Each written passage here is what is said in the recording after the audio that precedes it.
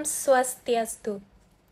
Selamat pagi saya ucapkan kepada Bapak dosen Ketut Sunarwijaya, SEMSI, selaku pengampu mata kuliah Etika Bisnis dan Profesi Akuntan, serta rekan-rekan kelas D pagi yang sedang menyaksikan video ini. Pada kesempatan kali ini, kami dari kelompok 4 akan memaparkan materi mengenai prinsip dan kode etik dalam bisnis. Namun sebelum lanjut ke materi, izinkan saya dan rekan saya untuk memperkenalkan diri terlebih dahulu. Saya sendiri, Nimade Krisnandari Dewi Utami, absen 21, sebagai moderator sekaligus pemateri ketiga. Dan rekan saya, Ana Agong Istri Sinta Pertiwi, absen 35, sebagai pemateri pertama dan pemateri kedua. Adapun sub pokok bahasan yang akan kami bahas yaitu tentang bisnis sebagai profesi, menguraikan perbandingan kode etik, dan yang terakhir itu memberikan contoh kode etik di tempat kerja.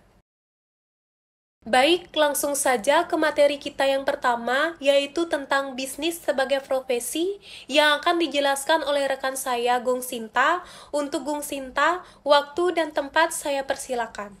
Baik, perkenalkan, nama saya Ana Agong Sinta Pertiwi, absen 35 sebagai pemateri pertama. Jadi, bisnis sebagai profesi itu adalah salah satu pengertian profesi di mana suatu pekerjaan sebagai penunjang nafkah hidup. Dari sudut pandang ini, maka semua aktivitas bisnis dapat dianggap sebagai profesi. Bisnis dapat menentukan pertumbuhan investasi, produksi, peningkatan pendapatan nasional. Namun sebaliknya, bisnis dapat menimbulkan suatu krisis ekonomi jika tidak dikelola secara profesional. Oleh karena itu, sesuai dengan ciri-ciri profesi tersebut di atas, maka bisnis adalah suatu profesi karena dalam bisnis terdapat banyak pekerjaan, menuntut ilmu untuk mengelola, dan para manajemen dituntut bermoral tinggi dan harus dikelola secara profesional. Bisnis dianggap sebagai profesi karena telah disesuaikan dengan definisi dan ciri-ciri suatu profesi, yaitu yang pertama ada profesi adalah pekerjaan dan di dalam bisnis terdapat banyak jenis pekerjaan. Yang kedua, sebagai besar jenis pekerjaan di dalam perusahaan. Yang ketiga, profesi menuntut penerapan kaidah moral atau etika yang sangat ketat. Yang terakhir yaitu tuntutan kaidah moral yang tinggi menjadi keharusan dalam bisnis. Baik, selanjutnya yaitu menguraikan perbandingan kode etik. Ada 4, yang pertama integritas, yang kedua whistleblowing, yang ketiga kompetensi, dan yang terakhir yaitu ada objektivitas dan independensi. Integritas yaitu tidak hanya identik dengan kejujuran, tetapi mencakup konsep lebih luas. Kejujuran hanya salah satu elemen yang membentuk integritas seseorang. Menurut Colt, integritas tidak hanya berarti jujur, tetapi juga mencakup sifat utuh, tidak terbagi, menyatu, kokoh, dan konsisten. Whistleblowing menurut Sonny Craft, whistleblowing adalah dalam konteks etika adalah tindakan yang dilakukan oleh seseorang atau beberapa orang karyawan untuk membocorkan kecurangan, entah dilakukan oleh perusahaan atau atasan kepada pihak lain. Kompetensi dalam arti luas, kompetensi mencakup penguasaan ilmu atau pengetahuan dan keterampilan atau skill yang mencakupi, serta mempunyai sikap dan perilaku yang sesuai untuk melaksanakan pekerjaan atau profesinya. Objektivitas dan independensi, yaitu objektif berarti sesuai tujuan, sesuai sasaran, tidak berat sebelah, selalu didasarkan atas fakta atau bukti yang mendukung. Independensi mencerminkan sikap yang tidak memihak serta tidak di bawah pengaruh atau tekanan pihak tertentu dalam mengambil keputusan atau tindakan.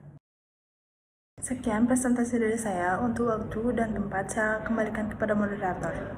Baik, terima kasih Gong Sinta atas pemaparan materinya.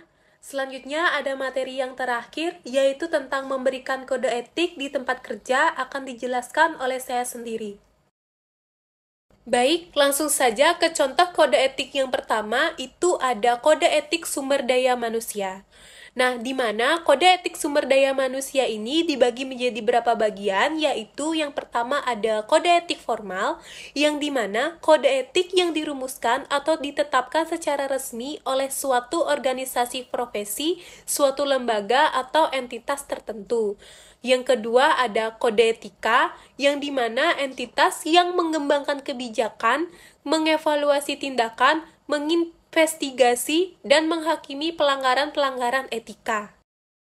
Nah, adapun contoh kode etik yang kedua, yaitu kode etik pemasaran, yang dimana tanggung jawab pelaku pemasaran harus bertanggung jawab atas konsekuensi aktivitas mereka dan selalu berusaha agar keputusan, rekomendasi, dan fungsi tindakan mereka mengidentifikasi yang pertama, memuaskan masyarakat atau publik yang relevan, kedua, kejujuran dan kewajiban. Pelaku pemasaran harus menjaga dan mengembangkan integritas, kehormatan, dan martabat profesi pemasaran. Yang ketiga ada rights and duties of parties, dan kewajiban. Serta yang keempat ada hubungan organisasi. Nah, adapun contoh kode etik yang ketiga, yaitu kode etik akuntansi atau Institute of Management Accountants. Nah, Institute of Management Accountants itu dibagi menjadi 3, yaitu yang pertama ada kompetensi, kerahasiaan, dan integritas. Yang pertama kompetensi, yang artinya akuntan harus memelihara pengetahuan dan keahlian yang sepantasnya mengikuti hukum peraturan, standar teknis, membuat laporan yang jelas, lengkap berdasarkan informasi yang dapat dipercaya dan relevan. Nah, praktisi manajemen akuntansi dan manajemen keuangan memiliki tanggung jawab untuk menjaga tingkat kompetensi profesional sesuai pembangunan berkelanjutan, pengetahuan, dan keterampilan yang dimiliki, melakukan tugas sesuai dengan hukum, peraturan, dan standar teknis yang berlaku, dan mampu menyiapkan laporan yang lengkap, jelas, dengan informasi yang relevan, serta dapat diandalkan. Nah, yang kedua ada kerahasiaan, yang dimana mengharuskan seseorang akuntan manajemen untuk tidak mengungkapkan informasi rahasia kecuali ada otoritas dan hukum yang mengharuskan untuk melakukan hal tersebut. Praktisi manajemen akuntansi dan manajemen keuangan memiliki tanggung jawab untuk mampu menahan diri dari mengungkapkan informasi rahasia yang diperoleh dalam pekerjaan kecuali ada izin dari atasan atau atas dasar kewajiban hukum. Menginformasikan kepada bawahan mengenai kerahasiaan informasi yang diperoleh agar dapat menghindari bocornya rahasia perusahaan.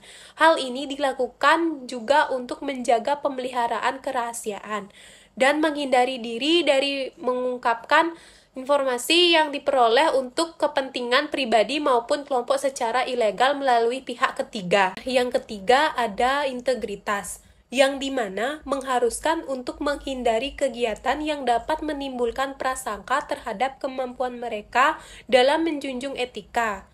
Praktisi manajemen akuntansi dan manajemen keuangan memiliki tanggung jawab untuk menahan diri agar tidak terlibat dalam kegiatan apapun yang mengurangi kemampuan mereka dalam menjalankan tugas secara etis, menolak berbagai hadiah, bantuan, atau bentuk sogokan lain yang dapat mempengaruhi tindakan mereka, menahan diri dari aktivitas negatif yang dapat menghalangi dalam pencapaian tujuan organisasi, mampu mengenali dan mengatasi keterbatasan profesional atau kendala lain yang dapat menghalangi penilaian tanggung jawab kinerja dari suatu kegiatan, mengkomunikasikan informasi yang tidak menguntungkan serta yang menguntungkan dalam penilaian profesional, dan menahan diri agar tidak terlibat dalam aktivitas apapun yang akan mendiskreditkan profesi. Sekian pemaparan materi dari kelompok kami. Kami ucapkan terima kasih kepada Bapak dosen serta rekan-rekan sekalian. Saya mohon maaf jika saya ada salah kata atau rekan saya ada salah kata. Untuk selanjutnya, sesi tanya jawab atau sesi pertanyaan, kalian bisa langsung memberikan kami pertanyaan pada kolom komentar. Akhir kata, saya tutup dengan Paramasanti. Om Santi Santi Santi Om.